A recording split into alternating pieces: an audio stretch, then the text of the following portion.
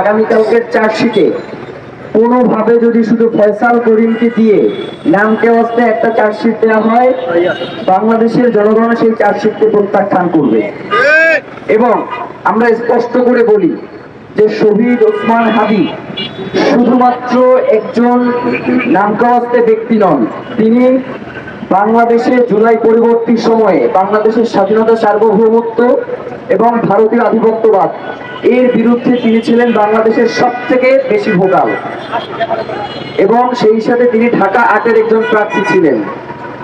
আমরা কাউকে ঢালাওভাবে দোষ দিতে চাই না এই হত্যার পিছনে, কিন্তু আমরা মনে করি যে যেভাবে আমরা কাউকে অবিশ্বাসও করি না, সেইভাবে আমরা কাউকে বিশ্বাসও করতে পারছি না।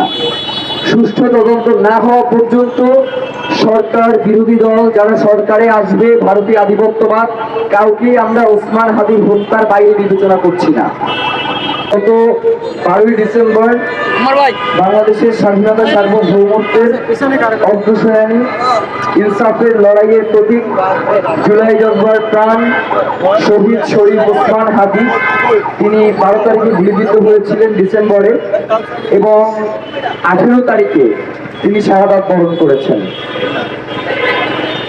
তো আমরা এখন পর্যন্ত শান্তিপূর্ণভাবে সরকারের কাছে বিভিন্নভাবে আমাদের অবরোধ কর্মসূচি, আমাদের শহীদী শপথ, আমাদের সমাবেশ, আমাদের মানববন্ধন সহ বেশ কিছু শান্তিপূর্ণ কর্মসূচির মাধ্যমে আমরা সরকারকে জানান দেওয়ার চেষ্টা করেছি যে আপনি অতি দ্রুত শহীদ হাদি হত্যার বিচার নিশ্চিত করুন।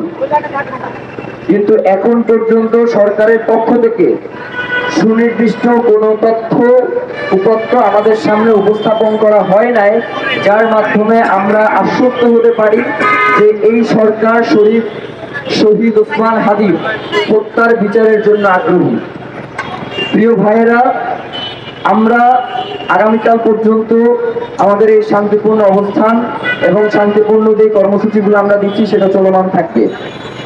আগামী 7 তারিখ মানে আগামীকালকে সরকারের পক্ষ থেকে চার্জশিট দাখিল করবার কথা রয়েছে। আমরা স্পষ্ট করে বলে দিতে চাই যে এইখানে ফয়সাল করিম, মাসুদ এবং আলমগীর এরা হচ্ছেন এই খুনের সাথে জড়িত সবথেকে ছোট ব্যক্তি, ছোট গুটি। মানে এই খুনে তো সে টাকার বিনিময়ে করেছে, তাইলে তাকে এই খুনটা করালো কে? অবশ্যই এর পিছনে কেউ না কেউ রয়েছে। আমরা সরকারের কাছে স্পষ্ট বলে দিতে চাই, আগামীকালকের চার্জশিটে কোনোভাবে যদি শুধু ফয়সাল করিমকে দিয়ে নামকে অবস্থে একটা চার্জশিট দেওয়া হয়, বাংলাদেশের জনগণ সেই চার্জশিটকে প্রত্যাখ্যান করবে।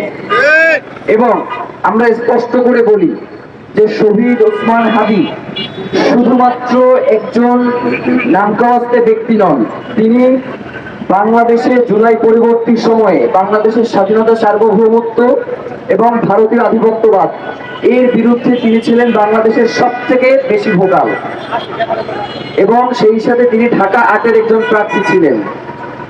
আমরা কাউকে ঢালাওভাবে দোষ দিতে চাই না এই হত্যার পিছনে, কিন্তু আমরা মনে করি যে যেভাবে আমরা কাউকে অবিশ্বাসও করি না, সেইভাবে আমরা কাউকে বিশ্বাসও করতে পারছি না।